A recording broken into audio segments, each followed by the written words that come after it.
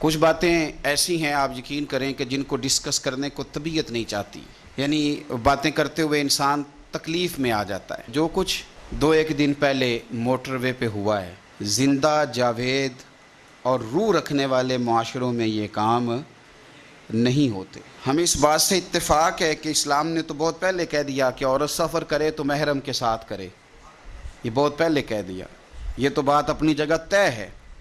لیکن یہ ہے کہ کوئی غیر مسلم تو نہیں نہ بستے یہاں، اور کوئی ایسا تو نہیں کہ لا قانونیت ہے، اتنا بڑا محکمہ ہے پولیس کا، قانون نافذ کرنے والے ادارے ہیں، کہاں چلے جاتے ہیں یہ لوگ؟ اگر کہیں کہ جرم ہو گیا اور ہم غافل تھے تو پھر بھائی غفلت کی تو بہت بڑی سزا ہے۔ کس بات کے لیے اتنا کچھ دیا جاتا ہے، تنخواہیں دی جاتی ہیں؟ اور میں کوئی زیادہ پر امید نہیں تھا بہت ساری چیزوں سے، اور میں بڑی دیر پہلے سے کہہ رہا ہوں ہمارے ہاں اس طرح ہوتا ہے کہ اپوزیشن کے لوگ بھی کسی بھی ایک نقطے سے آ کے فائدہ اٹھاتے ہیں، اور وہ کوئی ایک نقطہ چھیڑ دیتے ہیں، کوئی کسی گورنمنٹ کی کمزوری، تو اس پہ ذرا واہ بلے تھوڑی دیر کے لیے ہو جاتی ہے۔ اخلاص کے ساتھ الا ماشاءاللہ ہماری اپوزیشن نے بھی حکومتوں کو کسی طرف مائل کرنے کو تیار نہیں ہوتی۔ اور میں تو بڑا پیچھے سے بات کرتا ہوں کہ وہ جو 300 کے قریب لوگ جل گئے تھے کراچی میں، ان کا انصاف ہو گیا؟ جو لاہور میں دن دہاڑے 14 لوگ قتل کر دیے گئے تھے، ان کا انصاف ہو گیا؟ وہ جو معصوم بچے ان کے سامنے سائیوال میں ان کے ماں باپ کو قتل کر دیا گیا تھا، ان کا رزلٹ نکل آیا؟ تو پیچھے سے جو حکومتیں چلی آ رہی ہیں آج تک کسی بھی مجرم کو باقاعدہ سزا نہیں دی جاتی۔ اگر سزائیں دی جائیں تو جرم بند ہو جائیں، سزا نہیں دی جاتی، مجرم کو پتہ ہوتا ہے میں نے چھوٹ جانا ہے۔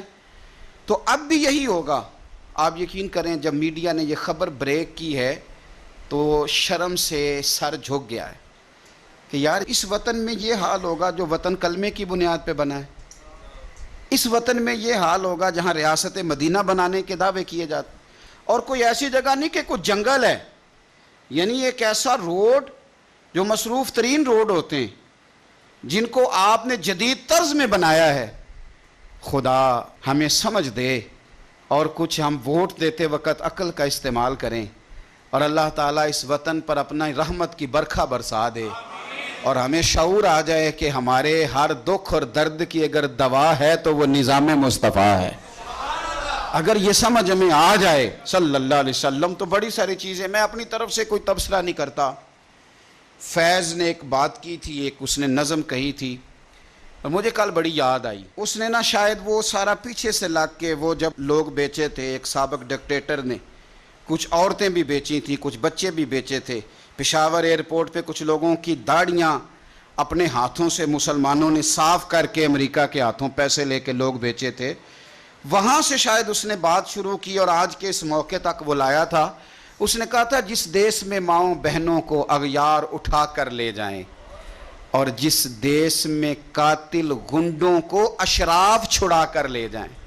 ایم این اے آئے، وزیر آئے گنڈے کی ضمانت کرانے، تو فیض کہتے ہیں کہ جس دیس میں ماؤں بہنوں کو اغیار اٹھا کر لے جائیں، جس دیس میں قاتل گنڈوں کو اشراف چھڑا کر لے جائیں، جس دیس میں کوٹ کچہری میں انصاف ٹکوں پر بکتا ہو، اور جس دیس میں منشی قاضی بھی مجرم سے پوچھ کے لکھتا ہو۔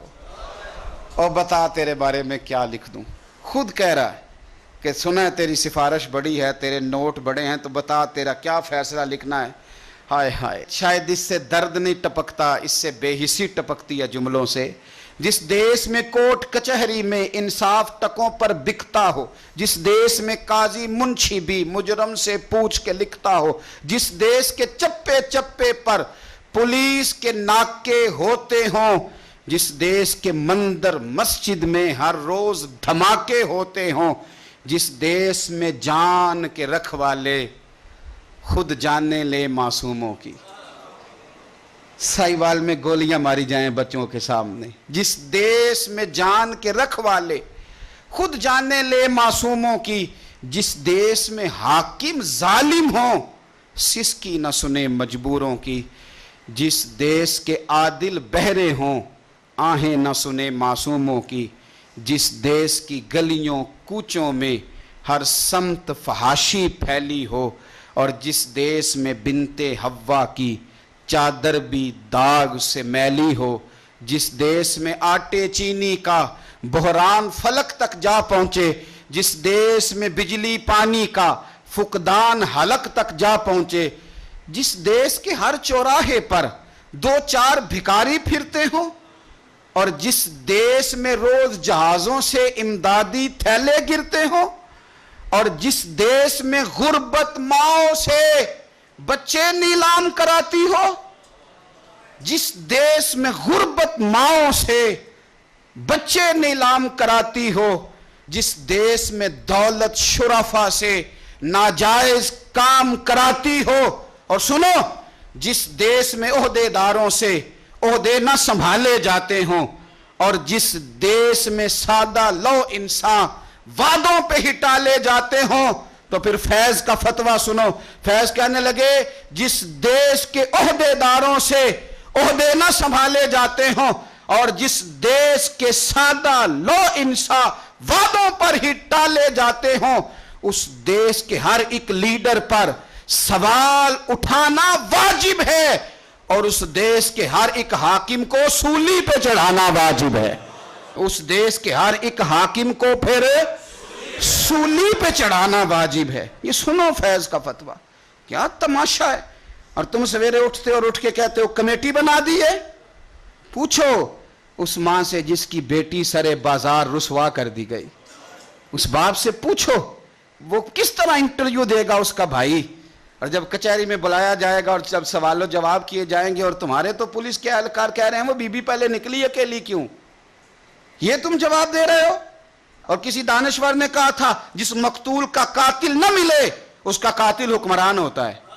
نہ ادھر ادھر کی تو بات کر، یہ بتا کہ قافلہ کیوں لٹا، مجھے رہزنوں سے غرض نہیں پر تیری رہبری کا سوال ہے۔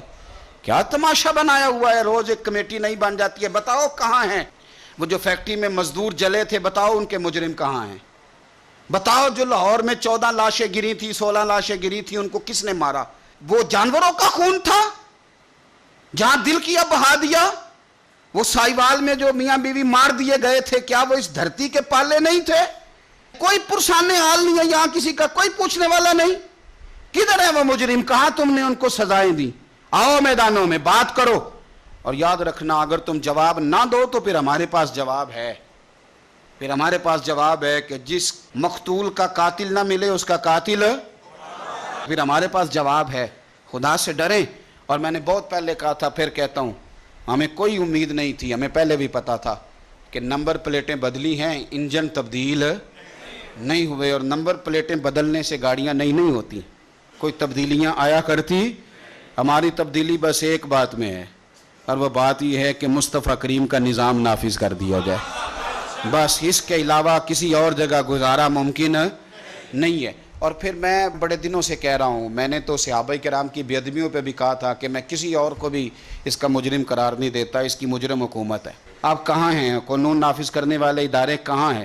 ویسے آپ کو بڑا پتہ چل جاتا ہے کہ اس کے پاس پیسے کتنے ہیں، ویسے آپ کو بڑا پتہ چل جاتا ہے کہ فلانے ادارے نے کہا ہے کہ فلانا لیڈر مقبول کتنا ہے، ویسے آپ کو ادارے گن کے بتا دیتے ہیں کہ کس کے کتنے بندے ہیں اور کون کتنا مقبول ہے۔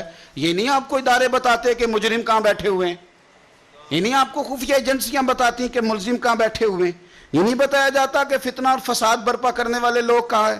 باقی ساری باتیں آپ کو آپ کے تعلق کی لوگ کھول کے بیان کر دیتے ہیں۔ میں بڑی ذمہ داری کے ساتھ آپ حضرات سے بھی کہتا ہوں، حکومت وقت سے بھی کہتا ہوں کہ اب دیر نہ کرو، ورنہ یہ تھوڑے دن رہ گئے ہیں، قبر میں جائیں گے، لوگوں کے ہاتھ ہوں گے، تمہارے گریبان ہوں گے، اور تمہاری پشتوں پہ جھنڈے لگے ہوں گے کہ تم غدار تھے، پشتوں پہ جھنڈے لگیں گے، حدیث سے ثابت ہے۔ تو اللہ سے ڈر جاؤ، وقت ہے، واپس لوٹ آؤ، ابھی تو ٹائم ہے، تمہیں معافی مل سکتی ہے۔ اور یہ کوئی بھی پچھلی اس سے پچھلی حکومت کوئی بھی ایسی نہ بنے کہ جناب ہم بڑے اچھے تھے تو یہ ایسے ہیں، میں گنوا چکا ہوں کہ کہاں سے قتل ہوتے آ اور کس حد تک ہوتے آ رہے ہیں۔ اللہ تعالیٰ بس ہمیں سمجھنے کی توفیق عطا فرمائے۔